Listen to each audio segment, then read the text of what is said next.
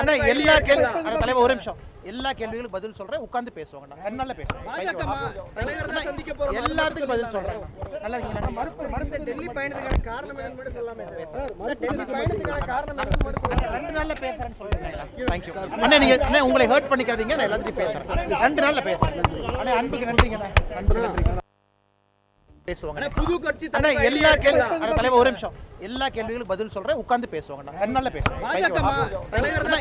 எல்லாத்துக்கும் பதில் சொல்றேன். நல்லா இருக்கீங்களா? மறுப்பு டெல்லி பயணத்துக்கான காரணம் என்னன்னு மட்டும் சொல்லாமே சார். டெல்லி பயணத்துக்கான காரணம் என்னன்னு மட்டும் சொல்லுங்க. 2 நாள்ல பேசுறேன்னு சொல்றீங்களா? थैंक यू அண்ணா. நீங்க அண்ணா உங்களை ஹர்ட் பண்ணிக்காதீங்க, நான் எல்லாத்தையும் பேசுறேன். 2 நாள்ல பேசுறேன். அண்ணா அன்புக்கு நன்றிங்க. அன்புக்கு நன்றி.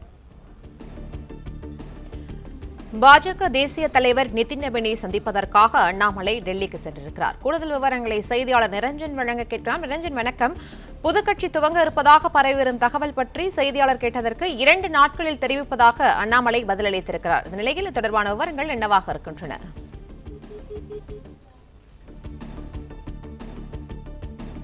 விமான நிலையத்திலிருந்து டெல்லி புறப்பட்டு சென்றிருக்கிறார் பாஜக முன்னாள் மாநில தலைவர் அண்ணாமலை. டெல்லியில் பாஜக தேசிய தலைவர் நிதின் நபினை அண்ணாமலை சந்தித்து பேச ஏற்பாடானது செய்யப்பட்டிருக்கிறது. இந்த நிலையில் புது கட்சி துவங்க இருப்பதாக பரவி வரும் தகவல் பற்றி செய்தியாளர்கள் அண்ணாமலையிடம் கேள்வி எழுப்பினார்கள். இந்த நிலையில் 2 நாட்களில் இது தொடர்பாக தெரிவிப்பதாக அண்ணாமலை செய்தியாளர்கள் மத்தியில் பதில் தெரிவித்திருக்கிறார். டெல்லி செல்வதற்காக விமான நிலையம் வந்த அண்ணாமலை தனது காரில் பாஜக கொடியில்லாமல் வருகை தந்தது குறிப்பிடத்தகுந்த விஷயமாக பார்க்கப்படுகிற நிலையில் கூடுதல் விவரங்களை செய்தியாளர் நிரஞ்சன் வழங்க கேட்கலாம். நிரஞ்சன் வணக்கம், விவரங்களை பதிவு பண்ணலாம். அண்ணாமலை அவர்கள் தற்பொழுது டெல்லிக்கு வந்து கொண்டிருக்கின்றார். அவருக்கான 2 வாய்ப்புகள் என்பது முன்னிலையில் இருக்கின்றது. ஒன்று, பாஜக வேலையை தொடர்வது அல்லது புதிய கட்சி தொடங்குவது.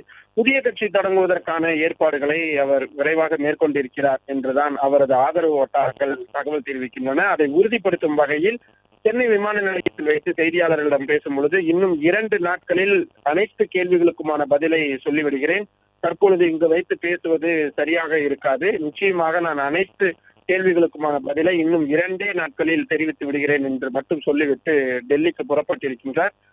டெல்லியில் இருக்கக்கூடிய பாஜகவின் தலைவர் நிதின் நபின் அலுவலகத்தில் அண்ணாமலை அவர்களை சந்திப்பதற்கான நேரம் தற்பொழுது வரை உறுதிப்படுத்தப்படாமல் இருக்கிறது. ஒருவேளை அவர் நேரில் வந்ததற்கு பிறகு அந்த சந்திப்புக்கான நேரம் ஒதுக்கப்படுமா என்பதையும் பார்க்க வேண்டியது இருக்கிறது. அல்லது நேரடியாக இந்திய தலைமை தேர்தல் ஆணையத்திற்கு சென்று தனது புதிய கட்சி ஒருவேளை தொடங்குகிறார் என்றால் அதற்கான ஆவணங்களை சமர்ப்பிப்பதற்காக அவர் டெல்லி வந்திருக்கிறாரா என்ற மற்றொரு கேள்வியும் எழுந்திருக்கின்றது. ஆனால் எதுவாக இருந்தாலும் பாஜக தலைமையிடம் அவர் முழுமையான விவரங்களை தெரிவித்துவிட்டு முழுமையான மரியாதையுடன் தான் அவர் வெளியேறுவார் என்று எதிர்பார்க்கலாம். ஏனென்றால் ஒரு இளம் வயதிலேயே தமிழ்நாடு பாஜக தலைவர் என்ற மிக முக்கியமான பொறுப்பு அவருக்கு கொடுக்கப்பட்டிருந்தது. ஆனால் அதிமுகவுடன் ஏற்பட்ட பிணக்கு காரணமாக பாஜக மீண்டும் அதிமுக கூட்டணியில் இணைய வேண்டும் என்ற காரணத்திற்காக அவருக்கு கொடுக்கப்பட்டிருந்த அந்த பாஜக தமிழ்நாடு மாநில தலைவர் பொறுப்பு என்பது பறிக்கப்பட்டு நயினார் நாகேந்திரன் நியமிக்கப்பட்டிருந்தார். ஆனாலும் கூட தமிழ்நாடு சட்டமன்ற தேர்தலில் எந்த ஒரு பெரிய மாற்றமும் அதனால் நிகழவில்லை. இன்னும் சொல்ல போனால் பாஜகவின் வாக்கு வங்கியும் சற்று குறைந்திருக்கக்கூடிய சூழலில் புதிய தலைவரை தேர்ந்தெடுப்பதற்கான வேலைகளிலும் ஒரு பக்கம் பாஜக தலைமை முடுக்கிவிட்டு இருக்கிறார்கள். 4 நாட்களுக்கு முன்புதான் புதிய மாநில தலைவர்களை பல்வேறு மாநிலங்களுக்கு அவர்கள் நியமித்திருந்தார்கள். அந்த வகையில் பல்வேறு மாநிலங்களில் நிர்வாக சீர்திருத்த நடவடிக்கையாக கட்சியின் பல்வேறு பொறுப்புகளும் மாற்றி அமைக்கப்பட்டு வருகின்றது.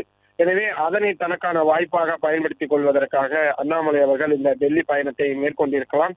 ஒருவேளை அவருக்கு அந்த இசைவான செய்தி கிடைக்காத பட்சத்தில் தனது விலகல் முடிவை அவர் தலைமையிடம் தெரிவிப்பார் என்றும் தகவல்கள் சொல்லப்படுகின்றது. ஏனென்றால் கட்சியின் கொடி இல்லாமல் அவர் தனது காரில் பயணம் செய்திருக்கிறார் என்பதும் குறிப்பிடத்தகுந்த விஷயமாக பார்க்கப்படுகின்றது. தமிழ்நாட்டின் அரசியல் சூழல் என்பது முற்றிலுமாக மாறி இருக்கக்கூடிய சூழலில் அதில் தனக்கான இடத்தை தக்க வைத்துக் கொள்ள வேண்டும் என்பதற்காக அண்ணாமலை அவர்கள் நுணுக்கமான காய்களை நகர்த்தி வருகிறார். அந்த வகையில் தான் இவ்வளவு நாள் இருந்த பாஜகவிலிருந்து விலக அவர் முடிவெடுத்திருக்கிறார் என்ற தகவல்கள் தான் சொல்லப்படுகின்றது. மற்ற கட்சியில் விட அவர் தனக்கென்று ஒரு கட்சியை தொடங்குவதற்கான ஒரு இசைவை தான் பார்த்துக் கொண்டிருக்கிறார். அவர் சார்ந்த கட்சியின் பெயரெல்லாம் கூட வெளியில் செய்திகளாக வந்து கொண்டிருக்கின்றது. ஆனால் அண்ணாமலை இன்னமும் அதை உறுதிப்படுத்தாமல் இருந்தார். ஆனால் புதிய கட்சி தொடங்க போகிறீர்களா என்ற அந்த கேள்விக்கு அவர் மறுப்பு எதுவும் சொல்லவில்லை. 2 நாளில் நான் அனைத்து விஷயங்களும் சொல்கிறேன் என்பதை மட்டும் சொல்லிவிட்டு டெல்லிக்கு விமானம் ஏறி இருக்கிறார். டெல்லியில் அவர் எடுக்கக்கூடிய முயற்சிகள் பாஜக தலைமையிலிருந்து ஒரு இசைவான பதிலை எதிர்பார்த்து வருகின்றார். அது கிடைக்காத பட்சத்தில் அவர் தனது தனித்துவமான மற்ற நடவடிக்கைகளில் தீவிரமாக இறங்குவார் என்றுதான் பார்க்க வேண்டியதாக இருக்கிறது. எனவே நாளைய தினம் டெல்லியின் தமிழ்நாடு அரசியல் சார்ந்த மிக முக்கியமான நாளாக பார்க்க வேண்டியதாக இருக்கிறது.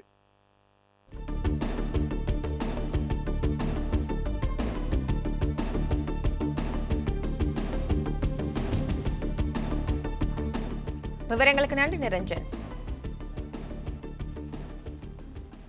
பிளே ஸ்டோர் மற்றும் ஆப் ஸ்டோரில் இருந்து பாலிமர் செயலியை QR கோடு மூலம் பதிவிறக்கம் செய்யுங்கள்.